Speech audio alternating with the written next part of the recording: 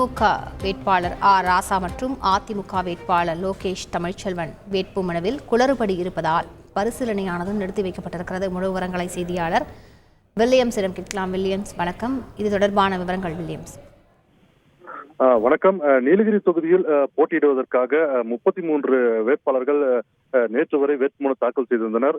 இதில் குறிப்பாக பாஜக சார்பில் எல் முருகன் அவர்களும், திமுக சார்பில் ராசா மற்றும் அதிமுக சார்பில் லோகேஷ் தமிழ்ச்செல்வன், நாம் தமிழர் கட்சி சார்பில் ஜெயக்குமார் உட்பட 33 பேர் வேட்புமனு தாக்கல் செய்திருந்த நிலையில் இந்த வேட்புமனு மீதான பரிசீலனை இன்று தொடர்ந்து நடைபெற்று வருகிறது.